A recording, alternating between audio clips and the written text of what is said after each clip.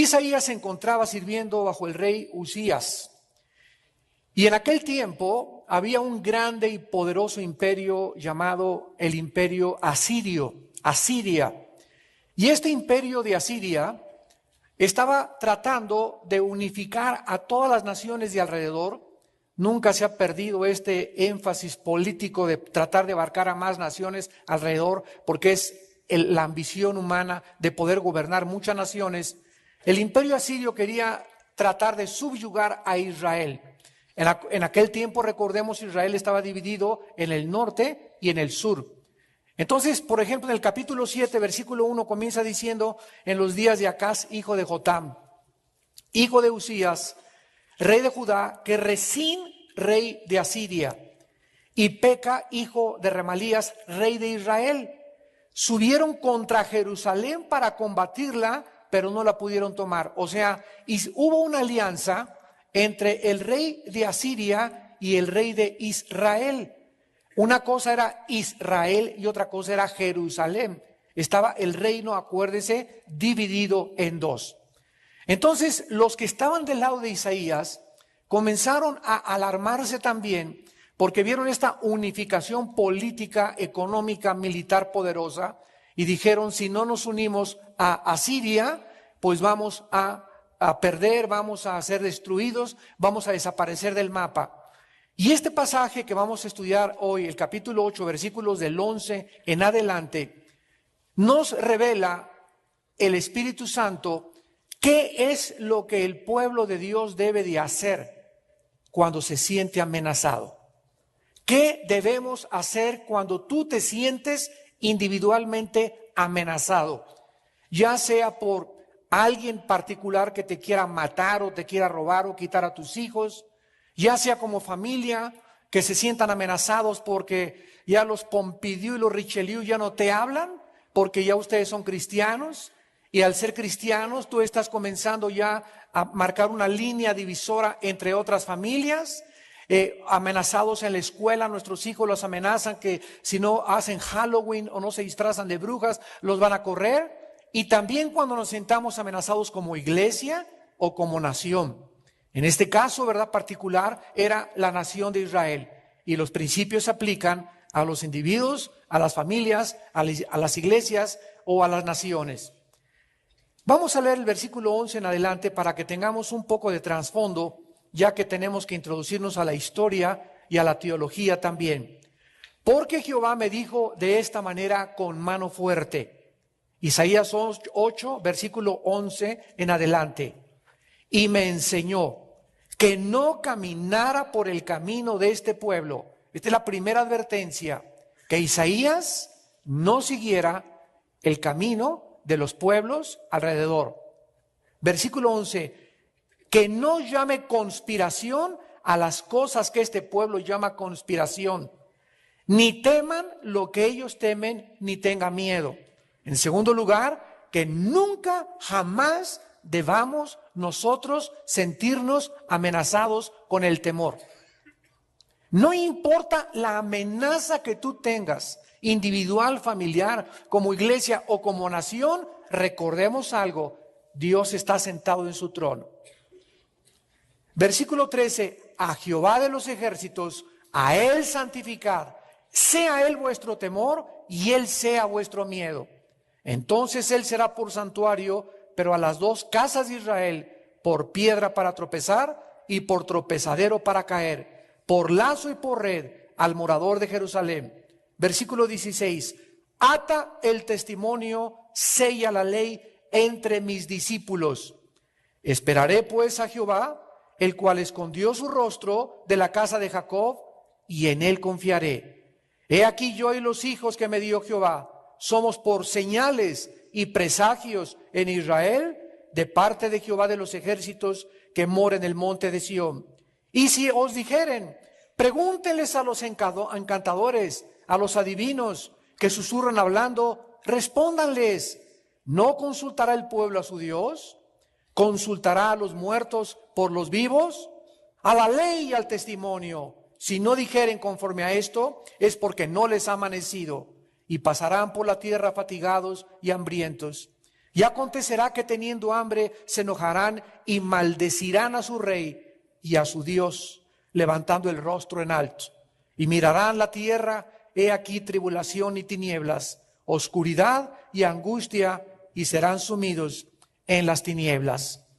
Cuando los enemigos nos amenazan,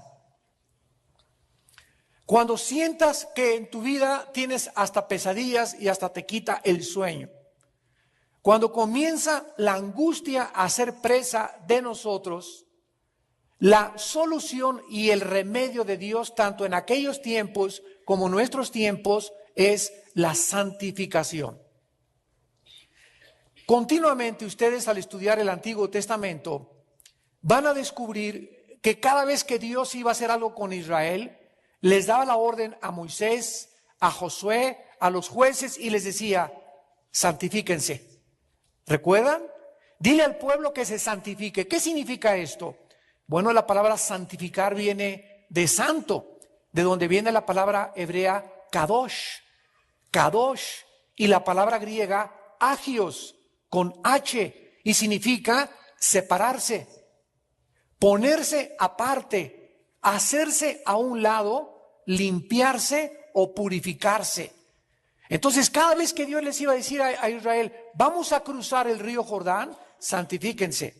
Voy a hacer entre ustedes una maravilla y te voy a salvar de tu suegro, te voy a salvar de tu ex esposo, te voy a salvar a tus hijos. Si tú quieres que yo actúe en tu vida, y si tú quieres ver que tus enemigos no se pueden acercar a tu vida, límpiate. Limpia tu vida. Purifica tu vida moralmente. Yo no puedo actuar, dice el Señor, en las tinieblas. Nosotros estamos viviendo en una dimensión que se llama la dimensión de la luz. Y el momento en que nuestra vida se ensucia por el pecado, salimos disparados a la dimensión de las tinieblas. Y en la dimensión de las tinieblas hay ignorancia, hay pérdida de la brújula, hay tinieblas, y ahí es donde opera el príncipe de las tinieblas llamado Satanás. Mientras estemos en las tinieblas y estemos siendo amenazados y tú estás en tinieblas, Dios no puede actuar. Tienes que regresar otra vez a la dimensión de la luz. ¿Qué es lo que tengo que hacer si tengo en pecado o caí en pecado, para que yo pueda otra vez regresar bajo la protección de Dios, el que habita al abrigo del Altísimo, el que está bajo la luz, morará bajo la protección de Dios? Necesito, cuando estoy yo aquí en tinieblas, confesar mi pecado. Señor, he pecado, he hecho lo malo delante de tus ojos. Anoche manoseé a mi novia. No he pagado hace 3 meses esta deuda. En mi casa metí hace una semana películas pornográficas. Tengo en mi mente una mujer que no es mi esposa, etcétera, etcétera. Cuando tú hagas eso, cuando saques de tu vida ese pecado y te vuelvas a Dios, no solamente ya no quiero seguir haciendo esto, sino regresar y volverte a Dios. Dios nos está esperando. Y no para castigarnos, sino para abrazarnos otra vez y decirnos: no te vuelvas a soltar de mí. Aquí es conmigo donde tú vas a tener paz. Aquí es conmigo donde tú vas a tener seguridad. Aquí es conmigo donde vas a tener protección, porque el ángel de Jehová acampa alrededor de los que le temen y los defiende. Entonces, siempre que nosotros nos sintamos amenazados, no le digas a Dios: Señor, cuida a mis hijitos, mi esposo este y el otro, y tu vida está en pecado. Porque Dios no es el genio de la lámpara de Aladino, para que cuando tengas una necesidad, pues ya apareció Dios y te va a ayudar. Él ayuda a aquellos que temen su nombre, aquellos que caminan en limpieza y en pureza sexual. Esta verdad fue claramente simbolizada por el nombre de Isaías, como se llama todo el libro. La palabra Isaías significa Dios es mi salvación, es lo que significa el nombre de Isaías. Y a pesar de estas maravillosas promesas que Dios le da al pueblo de Israel: acérquense a mí, no confíen en el poder militar, no confíen en el poder político, no confíen en el poder económico, yo soy vuestro Dios. Confíen en mí, Acérquense a mí. Yo soy el castillo, la fortaleza de tu vida. Yo soy tu roca. Yo soy el que te voy a defender. No tu compadre, ni tus amigos, ni tus influencias. Yo soy el que soy, dice el Señor. El rey Acaz y sus líderes miraban a Siria, miraban a ese poder como su libertador y protector de las amenazas que ellos estaban haciendo a los que no se unieran al partido pro-Asiria. Así se llamaba en aquel tiempo el partido político, partido pro-Asiria. ¿Cuántos de nosotros también, cuando son tiempos de elecciones, miramos a algún líder, el como se llame, como el Mesías, el que nos va a sacar de la pobreza, el que va a levantar a México, el que no va a nacionalizar nada, el que va a levantar totalmente, y ponemos inclusive los cristianos, ya no se diga de los no cristianos, pero aún los mismos cristianos vemos a los futuros candidatos como Mesías, como libertadores, como salvadores. Y escuchen, ningún hombre podrá jamás solucionar la pobreza. Jesucristo dijo, hasta que yo venga, tendréis a los pobres con ustedes. ¿Por qué? Porque la pobreza no es el problema humano, es mucho más profundo que esto. Ningún líder podrá cumplir sus promesas porque todos las hacen y cuando están en el poder se dan cuenta que no solamente era hablar, sino que hay un poder mucho más grande para poder sacar a un país a flote.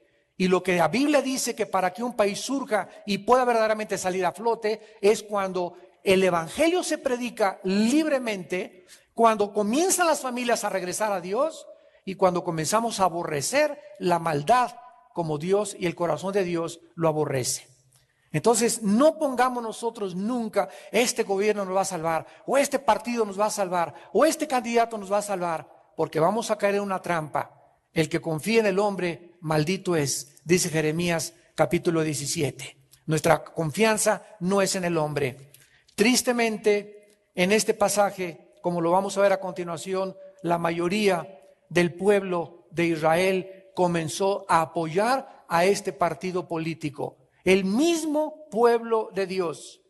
Y comenzaron ellos a creer que bajo este parámetro, bajo esta sombrilla, bajo estas circunstancias que envolvían como el imperio más grande del mundo, Asiria, ellos iban a tener la protección de Dios. Vean ustedes el capítulo 7, versículo 9. Porque el único que no confió en esto fue Isaías. Isaías fue el único que no se sintió amenazado ni tampoco obligado a confiar en un partido político militar. Dice el capítulo 7, versículo 9, y la cabeza de Efraín es Samaria y la cabeza de Samaria el hijo de Remalías. Si vosotros no creyereis, de cierto no permaneceréis. Esta palabra aquí, permanecer, la palabra amán en el hebreo significa quedarte de pie. ¿Qué es lo que nos hace permanecer firmes? ¿Qué es lo que nos hace cuando vienen los vientos y los ríos y las aguas y las amenazas y los bombardeos filosóficos y los ataques morales? ¿Qué es lo que nos hace que no nos caigamos? La fe. La fe, la confianza en las promesas de Dios. Dice el Salmo 27, hubiera yo desmayado si no creyese que veré la bondad de Dios en la tierra de los vivientes. Hubiera yo desmayado si no hubiera creído. ¿Qué fue lo que hizo que David no desmayara? Creer. Si no hubiera creído, el momento en que dejamos de creer, desmayamos, nos desanimamos, nos vamos al suelo, somos destruidos. Comenzamos a sufrir tinieblas, un espíritu de tormento se apodera de nosotros, un espíritu de desesperación, de desesperanza. Comenzamos a ya no ver la luz, comenzamos todo a verlo oscuro, porque por la fe estamos firmes. Si nosotros no creemos, no esperes permanecer de pie. Vean ustedes ahora el capítulo 28 de Isaías, versículo 16. En todos estos versículos, Isaías tenía el mismo pensamiento de Dios. Isaías 28, versículo 16. Por tanto, Jehová el Señor dice así: He aquí yo he puesto en Sión por fundamento una piedra, piedra probada, angular preciosa, de cimiento estable. Esto es una profecía del Mesías, pero vean la última parte. El que creyere, no se apresure. En la primera parte es, tú no puedes permanecer de pie si no sigues creyendo. Y aquí en otra parte se nos dice de otra manera, que si nosotros creemos, no tomemos decisiones impulsivas. No digas, ya mañana compro esa casa, mañana compro esa moto, mañana compro ese coche, ya mañana me caso con esta. Si tú realmente crees en Dios, no te apresures, porque la prisa no es de Dios. ¿Se imaginan a Cristo en la mañana? Pero se nos hace tarde, muévanse, vámonos. ¿Se imaginan a Jesús con esa actitud? Oh, ya se me hizo tarde, vámonos corriendo porque no vamos a llegar.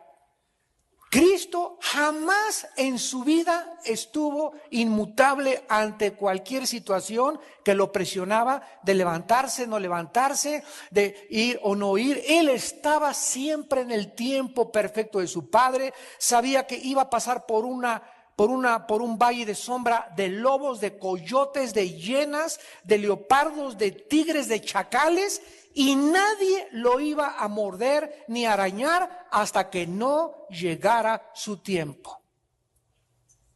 Y tú tienes un tiempo también para casarte, tú tienes un tiempo para ir a la universidad, tú tienes un tiempo en la vida para morir, y mientras ese tiempo que es de Dios no esté controlado por Dios, yo entonces vivo en angustia. Pero cuando yo creo en Dios y cuando estoy firme en sus promesas, no me apresuro, no tomo decisiones alocadas, porque eso es precisamente de lo cual algún día lo lamentamos y nos arrepentimos. Todos los días tomamos decisiones de diferente índole. ¿A qué escuela vamos a ir? ¿Qué vamos a hacer con nuestros hijos? ¿Qué disciplina vamos a aplicar? ¿Qué estudio voy a tomar? Y todas las decisiones que tomemos sin haber antes consultado a Dios, sin haberlas meditado y haberlas pensado calmadamente, nos vamos a arrepentir algún día de esa decisión que tomamos. Ustedes que están casados, yo les doy un consejo. Si ustedes están enojados, no le digas a tu esposa o a tu esposo, mañana me divorcio, o de aquí al divorcio. Salte de tu casa y vete a correr unos 4 kilómetros alrededor de la cuadra, o vete a algún campo deportivo, y ya que te aplaques, ya que estés tranquilo, ya que estés sereno, ya que no estés ofuscado, puedes pensar mejor y tomar una decisión. Nunca tomen decisiones enojados, bajo la pasión de la ira, del enojo, porque vamos a arrepentirnos de esa decisión que tomamos. Y dice Isaías capítulo 30, esto se lo compartí a mi esposa esta mañana, Isaías 30, versículo 15, que es uno de mis versículos favoritos de la Biblia. Isaías 30, 15, porque así dijo Jehová el Señor, el Santo de Israel, en descanso y en reposo seréis salvos, en quietud y en confianza será vuestra fortaleza. ¡Wow! Ahora está de moda el wow, ¿verdad? Al ratito va a ser miau.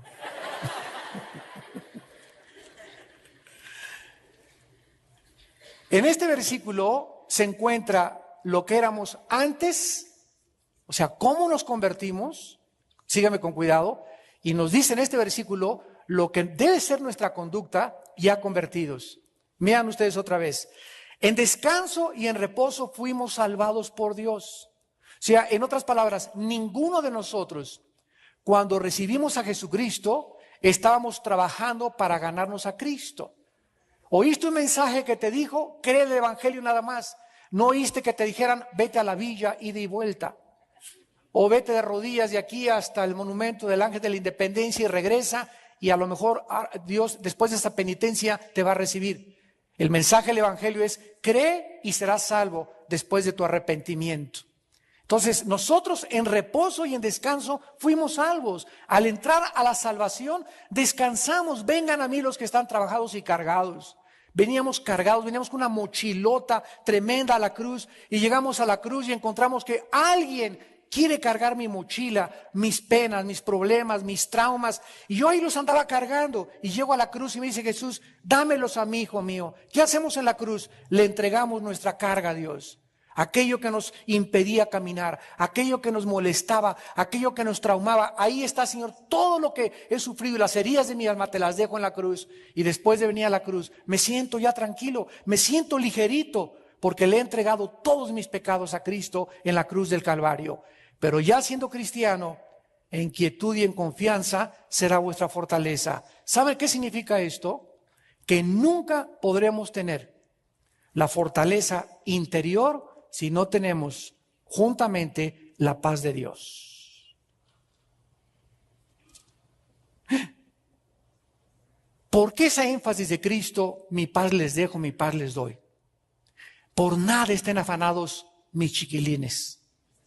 Filipenses 4, 6 al 7, por nada estéis afanosos, dice el apóstol Pablo. Es una insistencia desde el Génesis hasta el Apocalipsis. Abraham, no temas, confía en mí, ten paz. ¿Por qué? Porque esto es precisamente el secreto de nuestra victoria, la paz interior. Si yo tengo muchos problemas y quién no los tiene alrededor, pero por dentro estoy agitado y estoy ansioso y de pilón me echo todavía 2 tazas de café, voy a parecer como brincolín, ¿verdad? Como Pepita en comal. Entonces no espere yo en estas circunstancias oír la voz del Espíritu Santo. Porque para que el Espíritu Santo pueda tener contacto y comunicación conmigo y yo esté sintonizando la voz del Espíritu Santo, yo necesito estar en el cuadrante del Espíritu Santo, que es el cuadrante, no de la charrita del cuadrante, es la paz.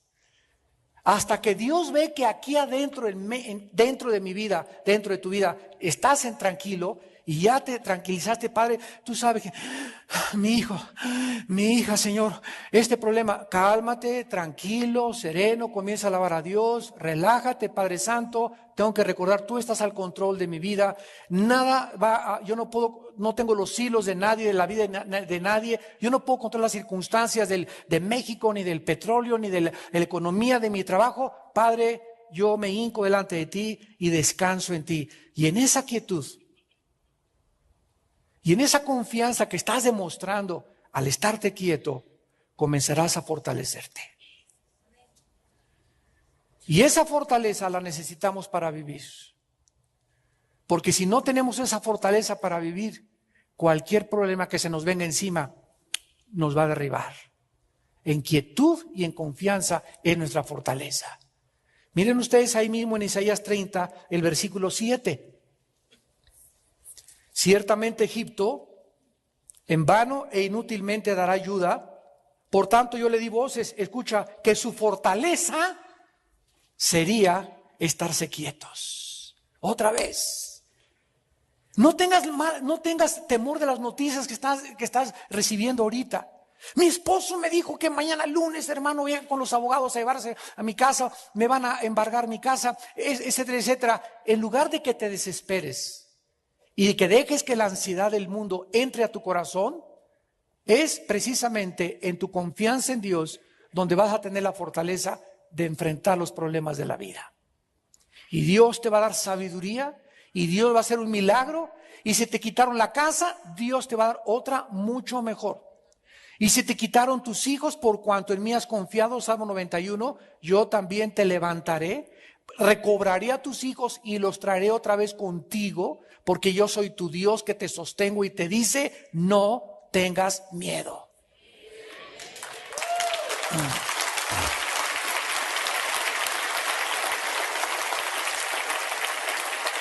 Ahora regresamos a nuestro capítulo 8 de Isaías, regresamos a nuestro capítulo 8 y veamos la primera advertencia que Dios le hace a Isaías y que nos hace a todos nosotros ante el mundo amenazador que nos rodea.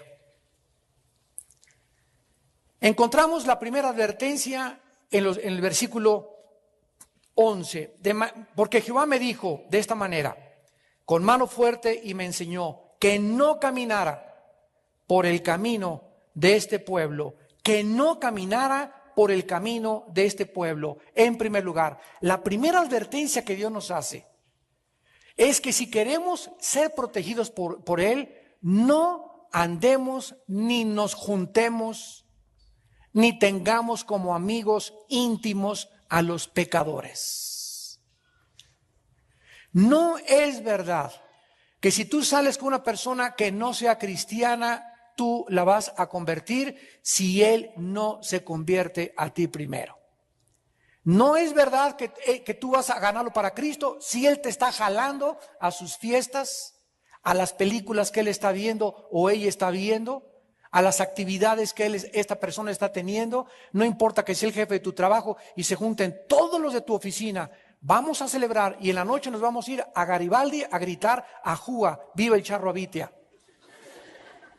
¿Sabes una cosa? Ahí hay una amenaza, ¿verdad? Híjole, si no voy, me van a decir que soy que San Francisco de Asís, que soy un religioso, que soy esto y el otro, y sentimos la presión del mundo, ¿verdad? Sentimos la presión del mundo, de que el mundo quiere que nos conformemos a ellos, y si no nos conformamos con ellos, como ellos, tenemos miedo que algo suceda. ¿Sabían ustedes que el 95% de los jóvenes que fuman o se drogan es por la presión de los amigos? El 95%. Porque se juntan con un grupo de muchachitos que fuman y si él no fuma ya no es aceptado en ese grupo. Y como hay una necesidad de pertenencia que pertenece al corazón humano, no queremos sentirnos fuera de ningún grupo. Porque si estamos con un grupo que está chupando, está emborrachándose y tú pides agua de horchata, te van a ver raro, te van a ver como un marciano. Pero como tú no quieres que te vean como un marciano y tú quieres pertenecer a ese grupo, llámese tu cuñado o tu familia, vas a hacer lo que ellos hacen. Y es lo primero que Dios nos dice. No andes en camino de pecadores. Ahora, ¿por qué eso es tan importante? Porque un cristiano que comienza a marcar la raya y comienza a demostrarle a Dios que está dispuesto no solo a creer en Él, sino a sufrir por su nombre y por su palabra, es una persona que no existe la menor duda de que sea salvo. Porque a los cristianos Dios no nos ha dado un espíritu de temor, sino de valor, de poder y dominio propio.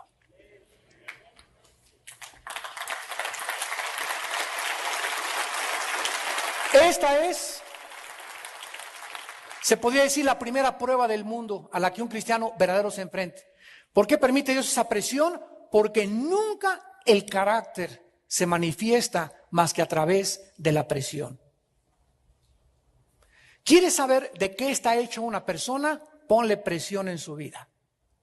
O que se sienta amenazado por algo. Y ahí bajo esa presión, esa persona va a manifestar realmente de qué está hecho interiormente. El carácter es algo que Dios está desarrollando a través de las circunstancias externas interiormente en nuestra vida.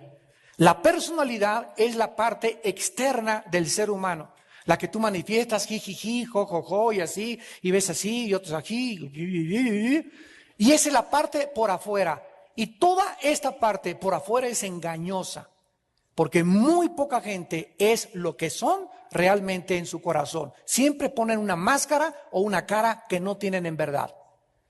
Y el carácter que es el que Dios está desarrollando dentro de nosotros es el que da verdaderamente la forma a la personalidad de afuera. Cuando tú ya tienes un carácter como el de Jesús, manso y humilde de corazón, ya no pretendes, ya no te pones máscaras, eres como eres. Ya no finges. Eres sincero en todos tus tratos con la gente. Cuando le dices a alguien, Dios te bendiga, realmente no le dices Dios te bendiga y por detrás, ojalá que le aparte un rayo. Ya no podemos ser así. Somos abiertos, somos espontáneos y lo deseamos con todo el corazón. Entonces, dice la Biblia en el Salmo 1, precisamente cuando comienza David la serie de los Salmos, bienaventurado el varón que no anduvo en consejo de malos, ni estuvo en camino de pecadores, ni en silla de escarnecedores se ha sentado. Vean ustedes cómo es gradual la caída del ser humano. Comienzas andando Después andas estando y terminas sentado con ellos. Comienzas caminando con una persona que no es cristiana y ya sabes todos los rollos que te está tirando, y después ya comienzas a estar con ella y finalmente comienzas a sentarte con ella, a convivir con ella y a tener una relación con esa persona. Dichoso, dice la persona, dice la Biblia, que es la palabra ashar en el hebreo. Ashar, dichoso, bienaventurado, feliz. ¿Dónde se encuentra la felicidad? Separado del mundo. ¿Quieres ser feliz de veras? No andes con pecadores. Hermano, pero estamos en un mundo donde no me puedo ir a un convento. Ok, no hay ningún problema. A Cristo lo atacaron precisamente por eso. Anda con prostitutas y se sienta con pecadores y publicanos a comer. Pero ¿para qué se sentaba a comer Cristo con ellos? ¿Para cantar las canciones del Charro Vita con ellos? ¿Para oír los chistes de qué nos pasa? Que pervierten la familia y pervierten al ser humano, para oír los chistes de la televisión que te envenenan y que te contaminan. Cristo se sentaba con ellos para jalarlos y sacarlos de ahí. Y si tú te vas a sentar con la secretaria, con un amigo, con el jefe de trabajo a comer lo que sea, te vas a sentar y pues vas a hablarle de Cristo y vas a tratar de ganar su alma para Cristo. Y si esa persona te dice, ya no quiero que me hables de tu Dios, ahí se acabó. Ya no puedes tú seguir con esa persona. Porque si voy a seguir con esa persona es para hablar del Señor, para jalarlo y no que Él me jale a mí otra vez de donde Dios nos sacó a todos. Aparentemente existía pues el peligro, regresamos a Isaías 8, de que el partido asirio intentara convencer a Isaías del razonamiento de su proposición. Sin duda alguna, repetimos, era el imperio más fuerte del mundo en aquella época. Y si Israel formaba una alianza con Asiria, ellos creían que se aseguraban su protección, se aseguraban contra las naciones enemigas, y los líderes y el pueblo comenzaron a abandonar a Dios. Y por eso Dios le llama a Isaías y le hace estas 3 advertencias. En segundo lugar, la segunda advertencia que Dios hace, dice en el versículo 12 de Isaías 8, no llames conspiración a lo que ellos llaman conspiración, ni tengas miedo a lo que ellos tienen miedo. En segundo lugar, nunca tengamos miedo de las críticas, de las calumnias, de los chismes y de lo que la gente habla contra ti, contra mí, contra mis hijos, contra tu familia, contra nuestra iglesia, contra nuestra nación, contra el que sea. Nunca nosotros oigamos las voces que nos atacan y que nos agreden, porque si tú haces caso de la crítica, de lo que dijeron o de lo que no dijeron, y permites que la crítica entre a tu corazón, te vas a comenzar a desanimar. Vas a comenzar a creer que a lo mejor es verdad. Vas a comenzar a considerar esa semilla de duda sembrada desde el infierno, que tiene el propósito, el diablo. Yo le decía ayer a un hermano, miren, imagínense al diablo con una broca, no con un desarmador, con una broca. Y el diablo es experto en atormentarnos. Él es el amo en el arte de la tortura mental. Y el diablo le encanta venir así con una broca y hacerte un hoyito, y le encanta ver cómo te sale sangre. A este hermano que yo le compartía esto es porque su ex esposa, cada vez que él la iba a ver, ella le decía, siempre fuiste un impotente, siempre fuiste un bueno para nada. Y ahí está el pobre hermano, no de manso, de menso, oyendo todo lo que, ahí oyendo por teléfono. Y le dije, no vuelvas jamás a oír ninguna palabra, ni de tu ex esposo, ni de tu ex esposa. Si te hablan para agredirte, cuélgale el teléfono. No dejes que todo ese cúmulo de tornillo que es el diablo usando esas personas permita entrada a tus tímpanos, a tu oído, a tu alma, porque está tratando el diablo de sangrarte, de torturarte, de quitarte tu paz. No los escuches, no tengas miedo de ellos. Es que me dijeron que me parecía a Santa Claus. Pues qué bueno, que diles que se parecen ellos, ¿verdad? A un cocodrilo, diles que se parecen a otra persona también. Si el diablo viene y te recuerda tu pasado, recuérdale al diablo su futuro.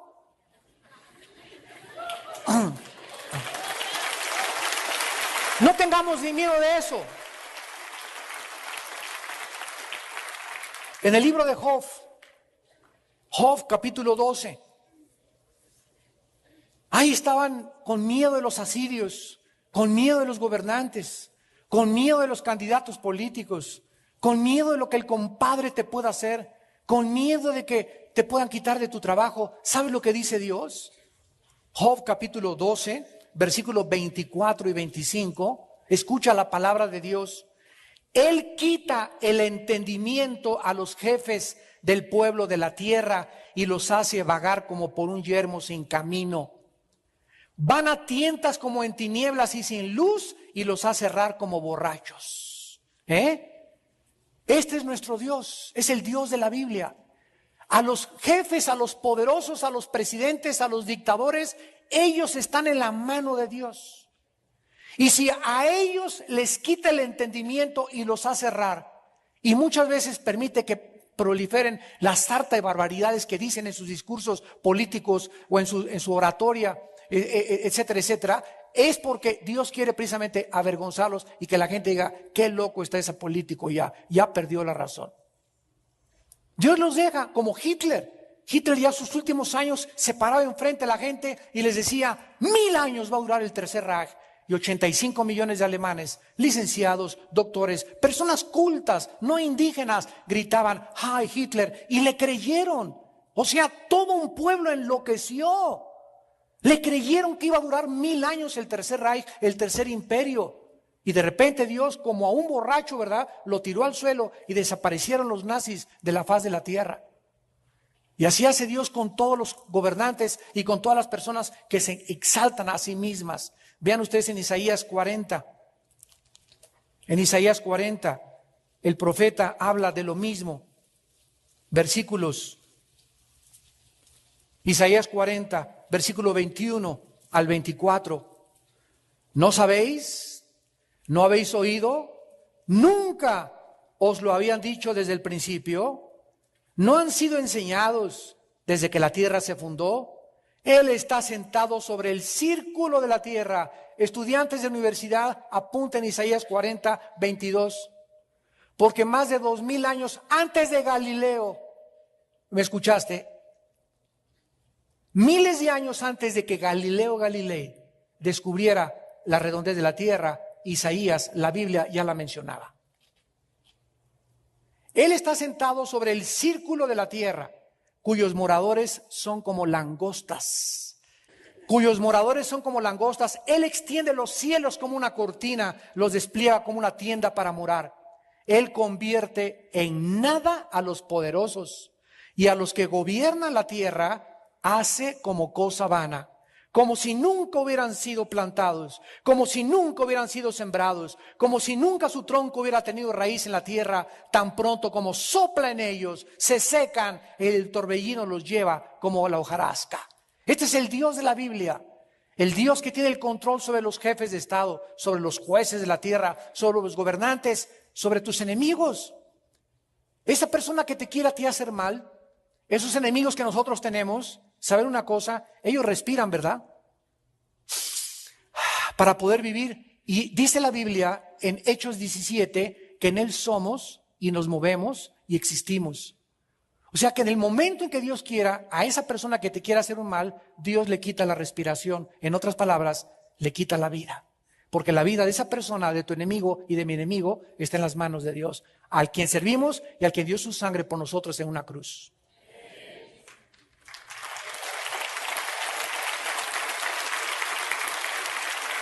Y en tercer lugar, la tercera advertencia es contra la brujería.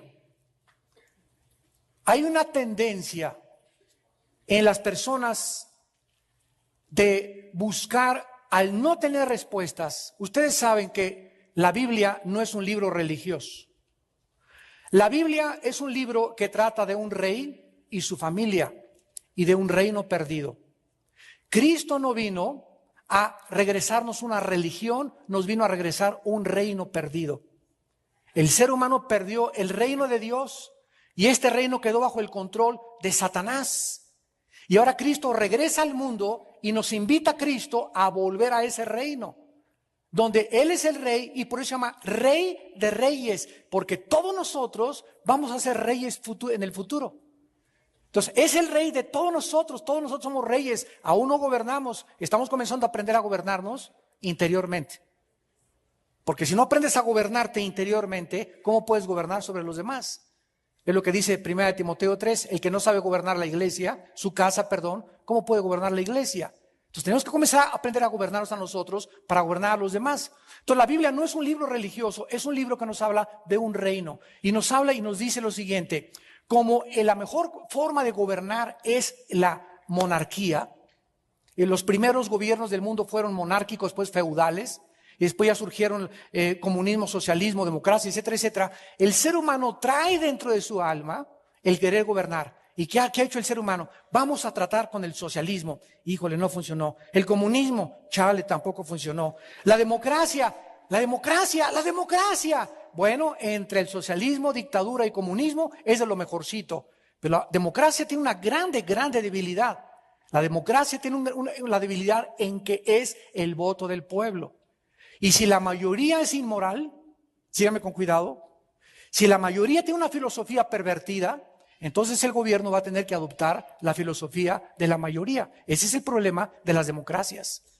Y entonces estamos tratando de buscar un gobierno que funcione y lo que más necesita ahorita el mundo es un gobierno que funcione. Por eso hay tantos, ya están regresando al socialismo, al comunismo, porque así van a seguir. No va a haber un gobierno perfecto hasta que Cristo regrese, porque el único gobierno perfecto es la monarquía, cuando Jesús venga y Él gobierne con justicia a las naciones y no haya entonces ya gobernantes, sino haya reyes en otros universos que vamos a ser nosotros y la paz venga por primera vez a establecerse en este reino milenial.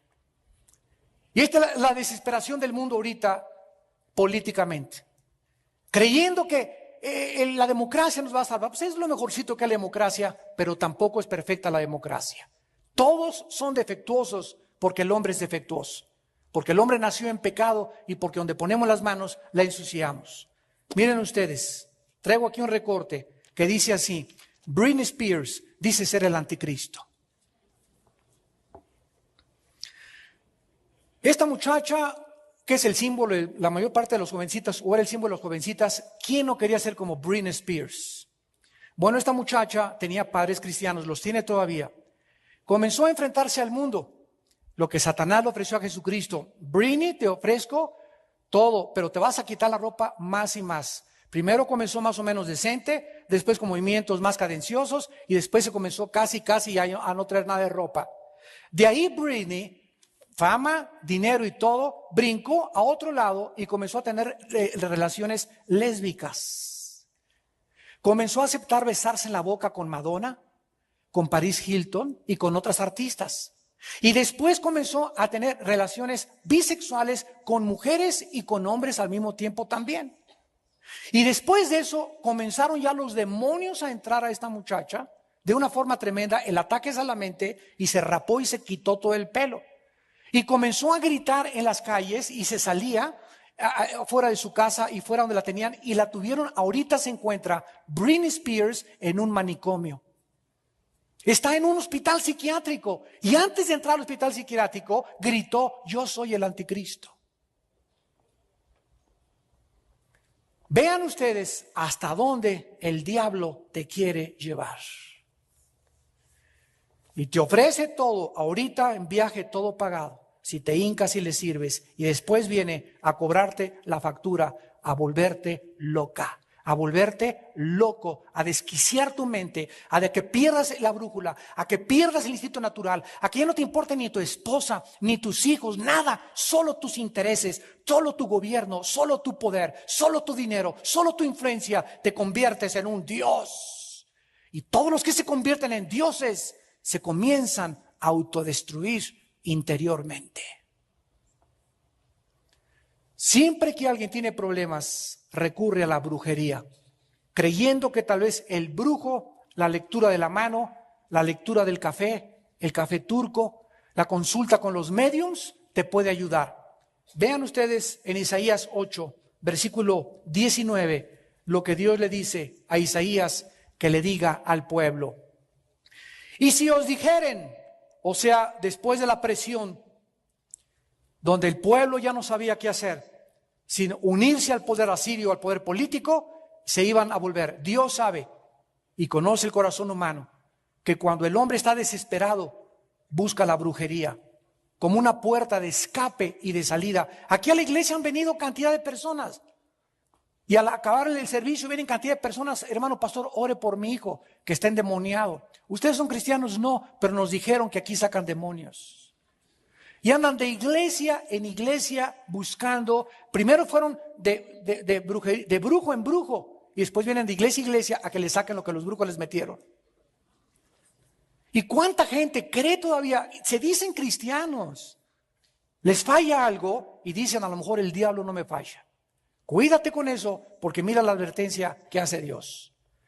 Si os dijeren, preguntad a los encantadores y a los adivinos que susurran hablando, respóndele: ¿no consultará el pueblo a su Dios? ¿Consultará a los muertos por los vivos? En otras palabras, ¿cómo pueden los muertos revelarnos el futuro a los vivos si están muertos? ¿Qué cosa más ilógica ir a preguntarle a una persona? Es que el espíritu de Cuauhtémoc lo traía mi abuelita, hermano. Y el medium me dijo que se va a comunicar con el espíritu de mi tío y va a hacer una sesión de espiritismo y me va a hablar mi tío y crees que es tu tío el que te está hablando. Y dice en 1 Timoteo 4:1, son espíritus engañadores de demonios. No hay ningún alma humana ni ningún espíritu humano pululando en los aires. Ni el de Santa Gertrudis, ni el de Juan Diego, menos el de Juan Diego, ni el de Rita de Casia, ni del Papa, ni de nadie. Cuando los seres humanos nos morimos, dice la Biblia que descendemos unos al centro de la tierra y otros a la presencia de Dios. Ninguno está en el aire. El aire está controlado por Satanás y sus demonios. Así que si tú te mueres o se murió Santa Gertrudis o tu tía Catarina, se va al infierno o se va a la presencia de Dios a esperar el juicio de Dios. No hay ninguna alma en pena y son demonios que quieren engañarnos haciéndonos creer que los muertos todavía se comunican con nosotros. ¿No han notado ustedes en los últimos 10 años que el 80% de las películas ya son de terror? De apariciones, de que abres la ventana y se aparece ahí un fantasma vestido así transparente y que suena la puerta y cruje y ahí está alguien escondido. Y todo esto es con el propósito de llevar a la gente a la brujería. ¿Qué más que Harry Potter? Harry Potter, la novela de los siglos, el libro que induce a los niños a la brujería blanca, a la magia blanca, y les hace creer que hay brujos buenos y hay brujos malos. Y los engaña a través de una novela y una película aparentemente inocente, que no se puede discernir más que con el Espíritu Santo que tienes tú y que tengo yo en nuestro corazón. La Biblia nos previene acerca de esto y dice en Isaías 44 más adelante que el pueblo de Israel, así es, comenzó a consultar a los brujos, a las brujas, a Walter Mercado y familia. Dice Isaías 44 del 6 al 8. No teman ni se amedrenten, no te lo hice oír desde la antigüedad y te lo dije, luego ustedes son mis testigos, no hay Dios sino yo, no hay fuerte, no conozco ninguno. Y en Isaías 47, del 12 al 13, estate ahora en tus encantamientos y en la multitud de tus hechizos, en los cuales te fatigaste desde tu juventud. Quizá podrás mejorarte, quizá te fortalecerás. Te has fatigado en tus muchos consejos. Comparezcan ahora y te defiendan los contempladores de los cielos, los que observan las estrellas, los que cuentan los meses para pronosticar lo que vendrá sobre ti. ¿Qué hicieron los judíos? Se volvieron a los horóscopos, a los tatarabuelos de Walter Mercado. Voy a consultar ahora a Sagitario. Hoy puedo salir porque dice que no va a llover y me voy a encontrar una persona vestida de azul. Es que tú que eres Géminis, yo soy Virgo, no nos llevamos. Y comienzan muchos cristianos, inclusive traen colgando el signo del zodíaco. Y de acuerdo a la Biblia, la astrología pertenece a la dimensión del oculto, de la brujería. Dios condena la astrología, no la astronomía, que es otra cosa, la astrología de creer que los astros tienen influencia. Imagínense, la luna y Neptuno, que no tienen vida, están dirigiendo mi vida. Más estupidez no se puede comprender en el ser humano. Pero así somos. Y no solamente eso, agarramos un tronco, y el tronco que no tiene vida, y le hacemos la forma de Juan Diego. Y después, ante lo que nosotros hicimos, nos hincamos. Juan Diego, te pido por mi abuelita. Y yo hice ese pedazo de santo que no tiene vida, no tiene ojos, no tiene oídos, no tiene espíritu. Y nos llamamos inteligentes, y nos llamamos razonables, y nos llamamos científicos. Por eso la Biblia considera el ateísmo como la mayor irracionalidad y depravación a la que la mente y el intelecto humano ha llegado. Dice el Salmo 14:1, el necio dice en su corazón, no hay Dios. Finalmente, ante esta advertencia, Isaías, regresamos al capítulo 8, les advierte y les dice el versículo 21 y 22. El mundo del ocultismo te va a llevar a la desesperación y a la desesperanza y finalmente al juicio de Dios. Si continuaban en su rebelión contra Dios, Asiria, ese imperio en el cual ellos querían confiar, los iba a venir y se cumplió. Se los iba a venir a llevar cautivos y los iba a convertir en esclavos. Tú te conviertes en esclavo de aquel a quien tú pones tu confianza. Si pones tu confianza en los ídolos, te conviertes como un ídolo mudo, tonto y menso. Si pones tu confianza en un político, te haces como ese político. Los que pusieron su confianza en Hitler se hicieron nazis. En Mussolini se hicieron fascistas. En Marx se hicieron comunistas. En aquello en lo que tú pones tu confianza es en lo que tú te conviertes.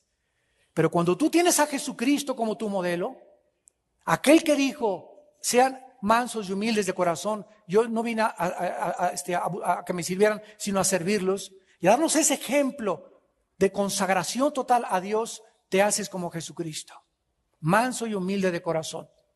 Y seguimos a aquel que nos lleva al camino, a la verdad y a la vida.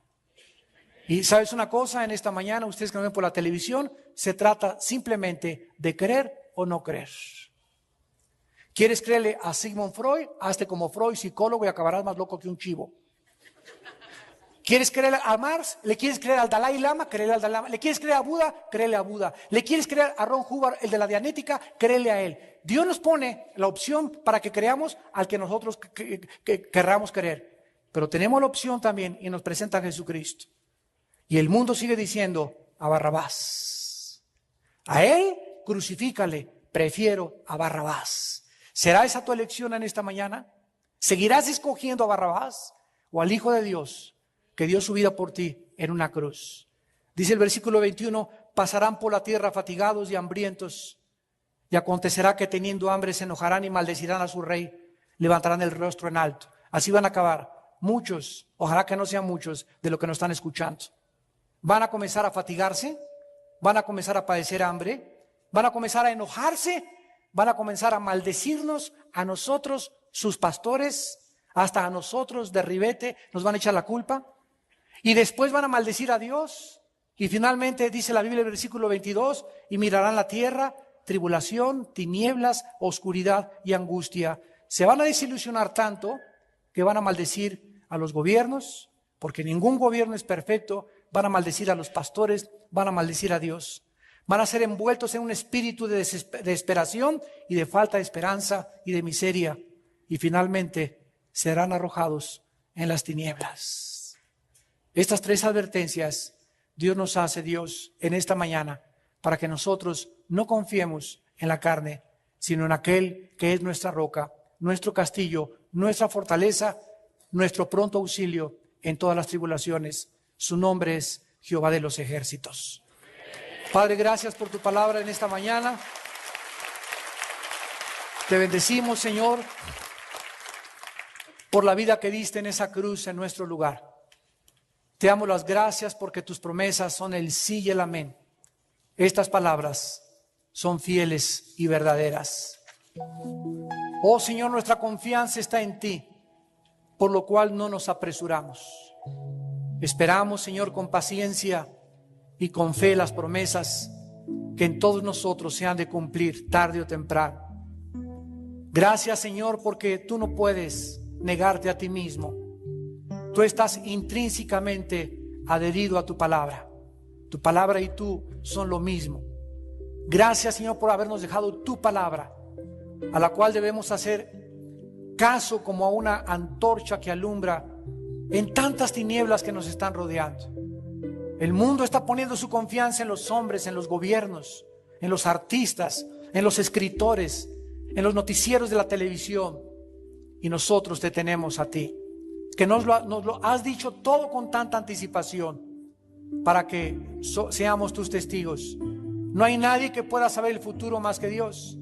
No hay Dios más que el Dios de la Biblia, el Dios y Padre de nuestro Señor Jesucristo. En esta tarde, ustedes también, los que nos ven por la televisión, yo los invito a que vengan a la cruz, a que recibas a Cristo como tu Salvador, si aún no lo tienes en tu vida, para que desde hoy en adelante tu confianza sea en Él y seas fortalecido y puedas tener esa quietud que tu alma tanto necesita y que el mundo no te puede dar. Las personas que quieran recibir a Cristo por primera vez en su vida, ahí desde su lugar, díganle estas palabras: Señor, estoy cansado de buscar, de vivir en ansiedad, en inquietud, en angustia en mi alma, en desesperanza, en desánimo. Oh Dios, y todo esto porque tú no estás en mi vida. O tal vez si estás en mi vida, me he soltado de la mano de ti. Quiero regresar a ti, Señor. Me arrepiento de mis pecados. Me vuelvo de mis pecados hacia ti, Señor. Vuelvo mi rostro hacia tu rostro. Alúmbrame, dirígeme en tu luz. Puedo ver la luz. Y entra a mi corazón, Señor Jesucristo. Porque creo que en la cruz pagaste con tu sangre por mis pecados y que a los 3 días resucitaste de los muertos. Te recibo como mi Señor y mi Salvador, en el nombre de Jesús.